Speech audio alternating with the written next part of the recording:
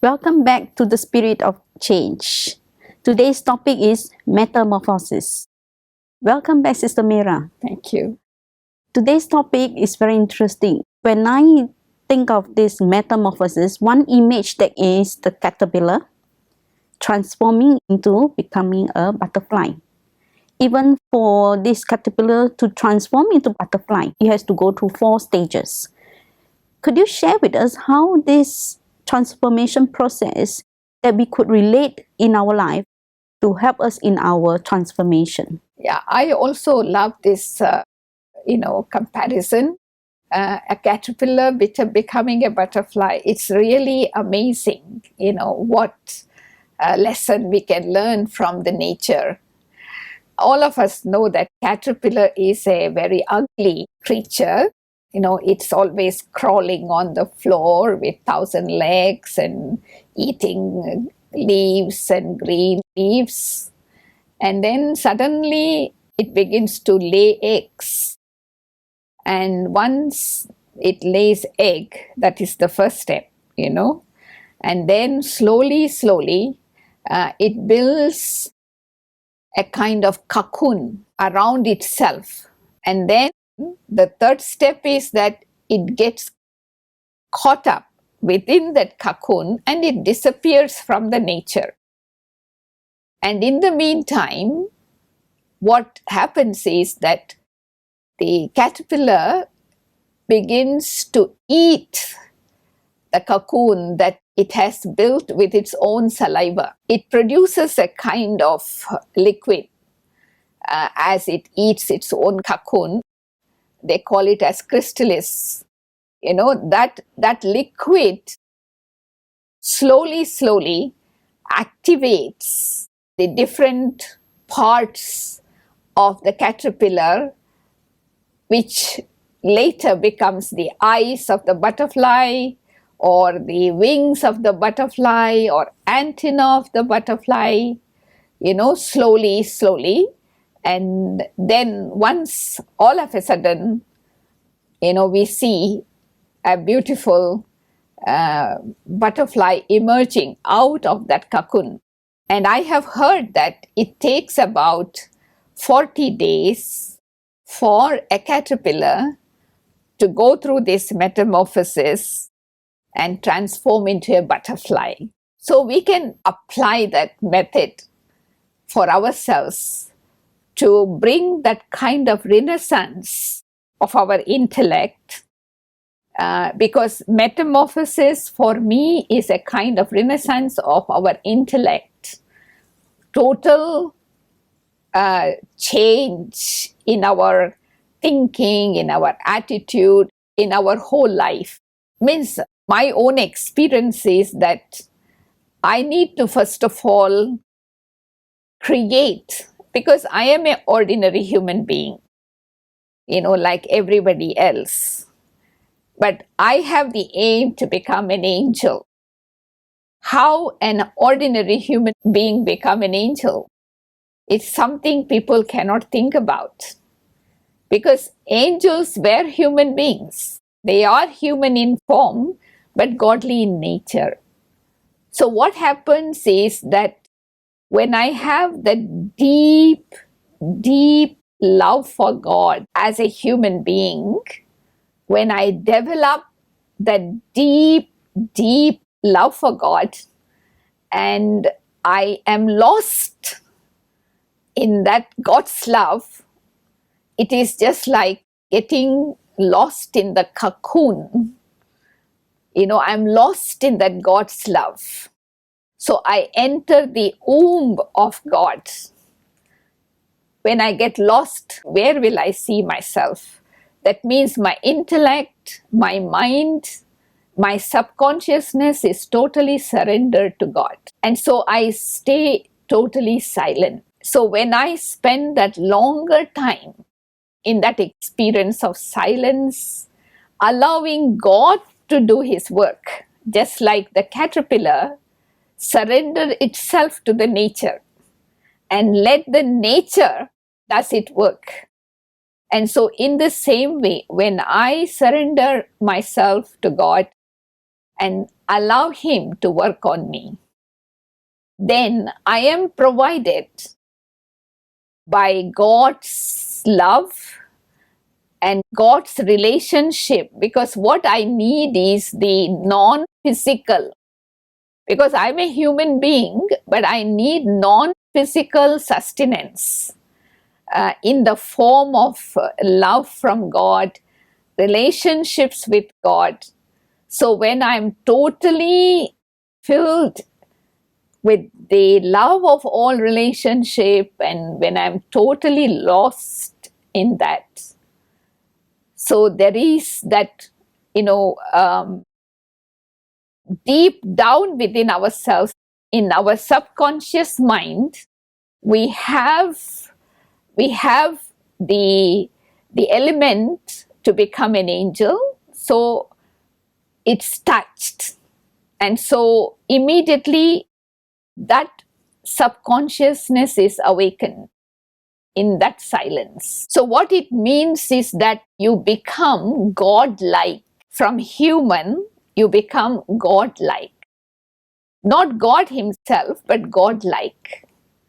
And so you emerge from God's womb over a period of time in silence as an angel.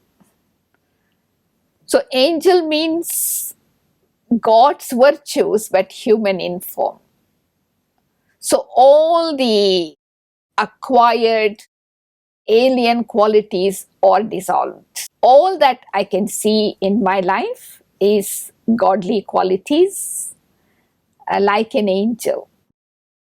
So that is what is called metamorphosis. Metamorphosis is a kind of a shift.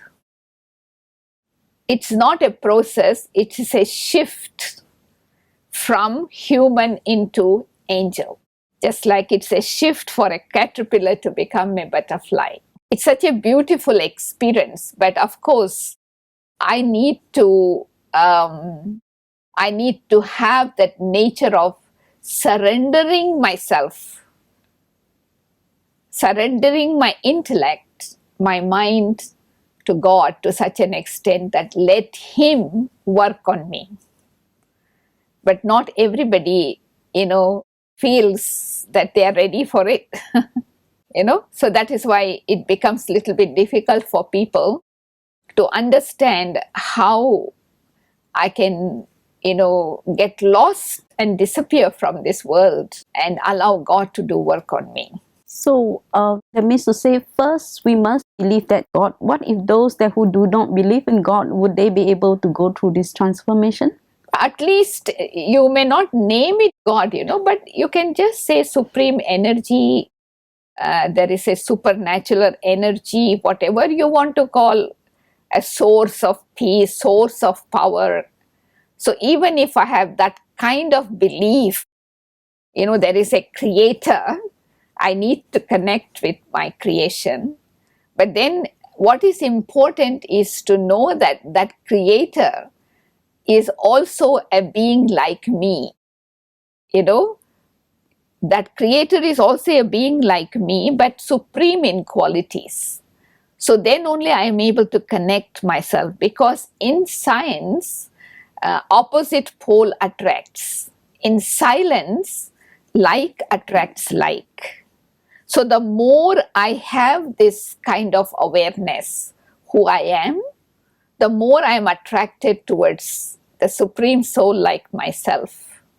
And then when I continue to receive that power and love, I am pulled towards that energy like a magnet.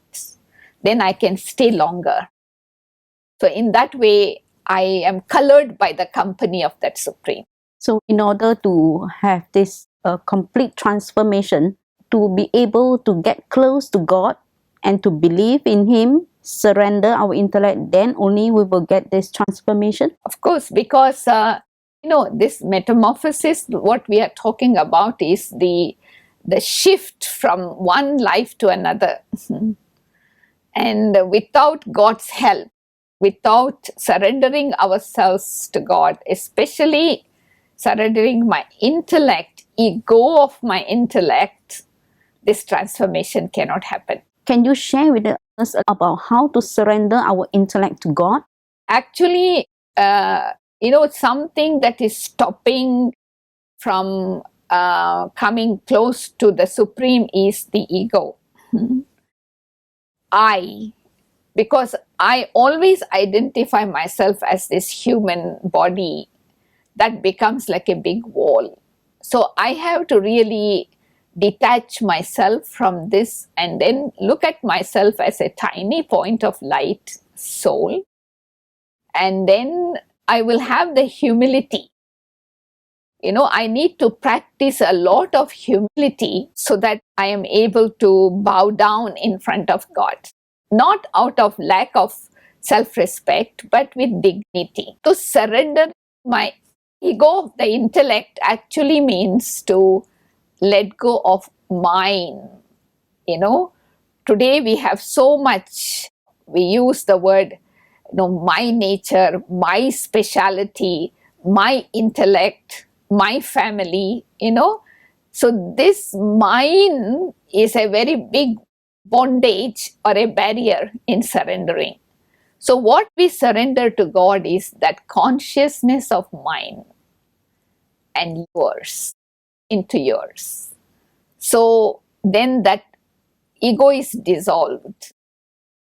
So then I am able to connect and hold that connection for a longer period of time. So the most important thing is first is we have to work on ourselves to let go of this ego. We also need to understand what is God and exactly how he look like, because now we have no idea, we cannot see him.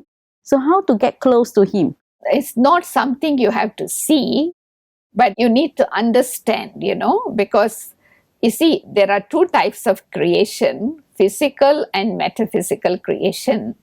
So our body itself is made up of two types of energies, physical and metaphysical. So I just need to feel, there is nothing to see. I just need to feel that there is the Supreme, the Source. So I just need to connect and allow that connection to remain over a period of time. So I need to follow certain disciplines, because if I do not have any disciplines in my life, my intellect cannot be concentrated, focused. Now, one of the discipline, for example, is to wake up a little bit early in the morning than our normal time. Spend a little bit of time in meditation. And then before I start my work, read something spiritual. And during the day, stop for a minute every hour just to recollect the positive thoughts I had for the day. So some disciplines in our life will help us to be in tune with that supreme energy easily. Once a friend told me, if you want to converse with God or even get close to God, you have to only drink plain water. Does it mean that food also has some impact on how we can get close to God? Of course, food has an effect on our mind, just like company has effect on the intellect. So if I choose a right type of food, then I will have a right state of mind. If I choose the right company, I will be colored by that company. That is also an influence that will affect our stage of going into metamorphosis, into total silence, and just be in that experience for a period of time. And I think what is very important is the atmosphere and collective meditation, because sometimes you can meditate on your own. It may not work so smoothly. When we meditate together in the form of a gathering, the power of the gathering uplifts us. So I suggest that, if possible, at least once a day, we come into the gathering, meditate together. And then second thing is that we expose ourselves into spiritual atmosphere, because atmosphere also helps me to uplift my state of mind. So it's very important. If I really seeking for that kind of transformation in the form of a shift, from what I am today to something totally different. So that shift can happen with some of these kind of steps that we can take. So could you suggest what kind of food or where are the places that we can actually come in together to meditate together? No, I think what mostly we are suggested to have, our human body is, we are herbivorous animals and we are supposed to be eating vegetarian food. So it is suggested it will help us to concentrate better. And of course, the company of people who always share something spiritual, not gossip, unnecessary talks during the day. So is there a special place that we need to create, or we could actually call a few friends and we gather in a house and we meditate together? Is that also No, it's not just meditation itself. What is important in order to go into the stage of metamorphosis, my realization. Again, it's after realization only deep shift can happen. If there is lack of realization of my authentic qualities, if there is lack of realization of my innate qualities, no matter where you are, it will still pull you towards, towards the earth. And so I need to really have the deep realization to be spiritual, to be divine, to be godly, so that I'm able to take the most benefit from the people's company. Realization is very important. So one has to start with this realization before we can, even with the company, with the atmosphere, even taking the right type of food. It doesn't mean that we can go through all together. It goes simultaneously, I would say. It's not like one after the other. All go together, because even to have realization, sometimes our state of mind has to be right. Atmosphere has to be correct. So I would say that atmosphere, company, food, and my realization, it's all go together simultaneously. And the spiritual knowledge, the right type of the knowledge that we need to have. Yeah. Then that shift can happen. Once that shift, that click, the renaissance of the intellect happens, jump in the consciousness. When I talk about shift, it's like a jump in the consciousness. So then, for me, it becomes easy while living in the world. So you can be like an angel, looking from up above, down below. So you are not affected by whatever is happening. You are untouched, like a lotus flower. So that kind of life I can experience while being in this world, in this atmosphere of the world. Can you share your personal experience in this transformation process? Maybe have started, of course, maybe right now nobody is as complete as an angel yet, but those who really have this realization and they have started their journey, maybe Sister Meera, you can share your personal journey on this transformation. I can at least share from the experiences I have seen from some of our seniors, how they have gone through this metamorphosis and seeing them practically as an angel on earth, so even interacting with everyone, but others can feel from them. There is a lot of pull towards silence. Especially, I have met the founder father of the Brahmakumaris, and when I met him, he was 93 years old. And of course, he was almost in that stage of being an angel. So we could feel that, there was so much of silence around him, like an aura, and people would go to talk to him, but he can understand what they have to say just by looking at them and then answer in one line, and then rest of the time take them into that experience of silence. So that is one of the practical, feeling you can see the soul is going through, to show that they're almost in that stage, the jump of consciousness, total silence, speaking through the language of the eyes, speaking through the language of the vibrations. They don't need to speak too much, just like angels never speak, but they speak through their eyes and through the vibrations of their body. And the second thing is the feeling of belongingness. You know, everybody loves angels. Why? Because they give the feeling of belonging. You know, no matter which religion, faith people belong to, because angels give that feeling of belonging. They appear whenever there is necessary and then they disappear. So this is also something I have seen practically.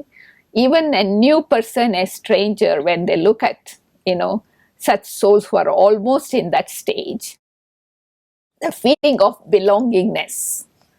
And so that automatically make them, you know, draw them into that experience. And so I am also experimenting. So there is a lot of pull towards silence and a lot of pull for being beyond, not so much interest, you know, in going into the details of things, understand things in essence, and then move forward. So I think as we go into that shift, so these are some of the experiences one can have. So it's very important living in this noisy world. You know, we take out some time for ourselves into that silence so we can help ourselves and we can also help others. Thank you, Sister Meera. Thank you. It is very interesting to note that actually we can have that potential to become an angel, from a normal human being to become someone with the divine qualities.